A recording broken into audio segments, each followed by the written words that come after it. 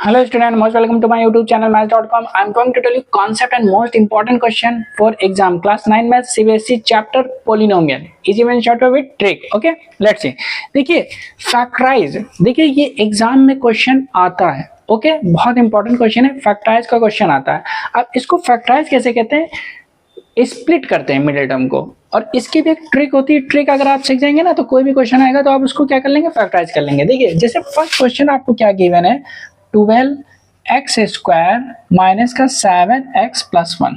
Okay अब trick क्या देखनी है, आपको दो स्टेप याद करने हैं. समझिएगा, दो स्टेप में आपको क्या क्या रखना है, दो स्टेप याद करने हैं आपको फैक्टराइजेशन में.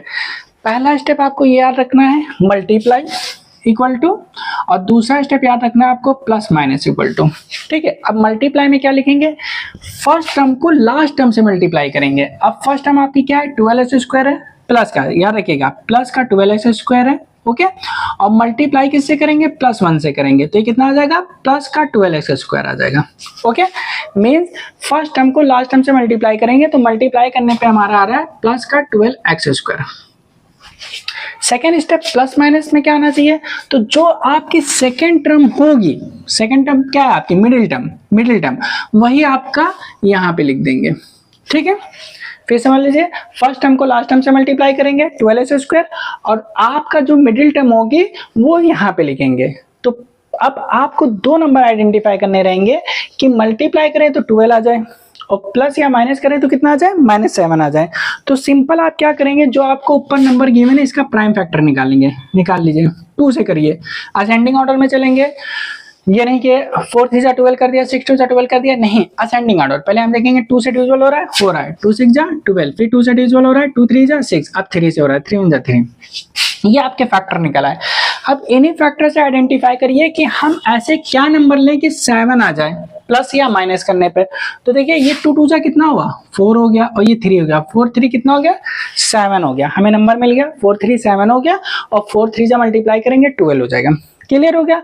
तो दो नंबर आपको पता चल गए 4 और 3. अब आपको करना क्या है, ग्रेटर नंबर पहले लिखना है और स्मॉलर नंबर बाद में लिखना है, और इनके साथ x भी आपको लगाना है.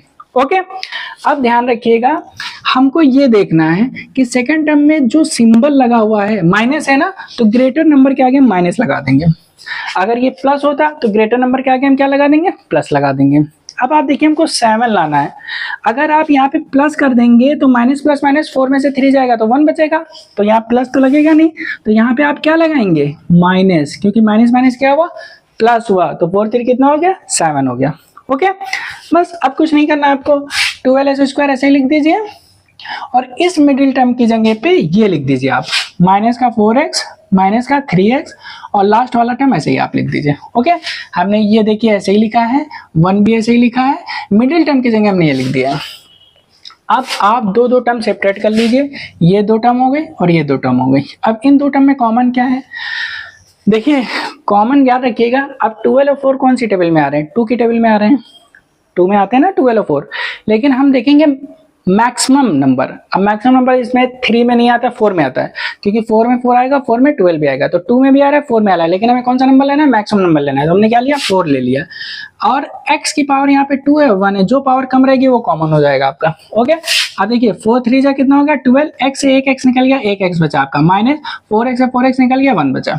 ओके माइनस से माइनस लगाई. इन दोनों में क्या कॉमन है, कुछ भी कॉमन नहीं है. अगर कुछ कॉमन नहीं है तो सिंपल हम क्या कॉमन ले लेंगे, 1 कॉमन ले लेंगे, और ये ब्रैकेट में हमको एज इट इज लिख देंगे. बट बाहर माइनस है तो सिंबल चेंज हो जाएगा, ये प्लस है तो क्या हो जाएगा, माइनस. अगर माइनस होता तो प्लस हो जाता. ध्यान रखिएगा ये दोनों ब्रैकेट आपके सेम आने चाहिए, अगर सेम नहीं आ रहे हैं तो आप कहीं पे मिस्टेक कर रहे हैं. ओके अब ये दोनों ब्रैकेट हम क्या ले लेंगे, कॉमन ले लेंगे. अब ये ब्रैकेट हमने कॉमन ले लिया तो ये ब्रैकेट यहाँ से निकल गया, तो क्या बचा, 4x बचा. अब क्या है, माइनस है, ये ब्रैकेट यहाँ से निकल गया, क्या बचा, 1 बचा. बस फैक्टराइज हो गया. अंडरस्टूड, समझ गए होंगे, बहुत अच्छी तरीके से बताया. एक और क्वेश्चन देखते हैं, 3x² माइनस x माइनस 4, उसको भी फैक्टराइज करना है. एक बार और समझ लिए अगर समझ में ना आया हो.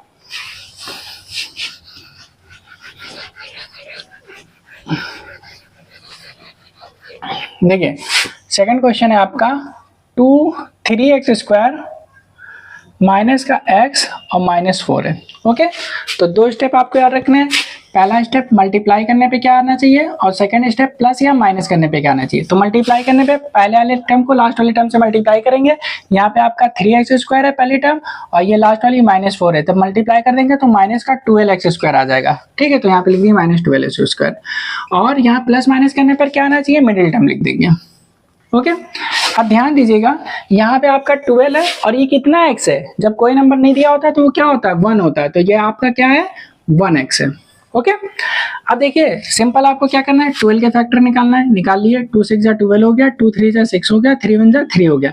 अब इसी नंबर से आपको आइडेंटिफाई करना है कि दो नंबर ऐसे आइडेंटिफाई करने हैं, प्लस माइनस करें तो 1 है, मल्टीप्लाई करें तो 12 आ जाए। तो देखिए 2 2 जा कितना हो गया, 4 और 3, 4 में 3 माइनस करेंगे तो 1 आ जाएगा, 4 3 जा कितना होगा, 12 हो गया। ग्रेटर नंबर आपको पहले लिखना है x के साथ और स्मॉलर नंबर आपको बाद में लिखना है x के साथ।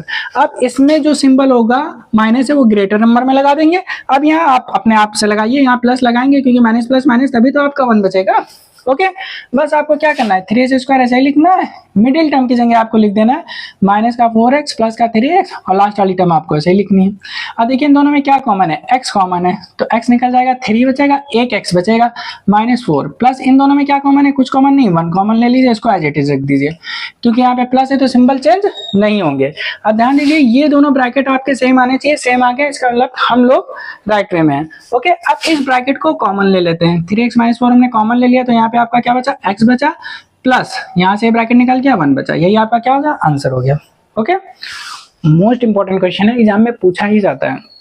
ये ट्रिक अप्लाई करिए, कोई भी फैक्टराइजेशन आएगा आप कर लेंगे। ओके, इसके चैप्टर की हमने प्लेलिस्ट बनाई है, प्लेलिस्ट में जाइए उस सभी क्वेश्चन की प्रैक्टिस करिए, सारे इंपॉर्टेंट क्वेश्चन है जो एग्जाम में पूछे जाते हैं आपके। ओके, और नेक्स्ट वीडियो में इसके और भी इंपॉर्टेंट क्वेश्चन सॉल्व करेंगे। नेक्स्ट वीडियो देखने के लिए maths.com को सब्सक्राइब करें, press bell icon for all videos. Thank you, bye.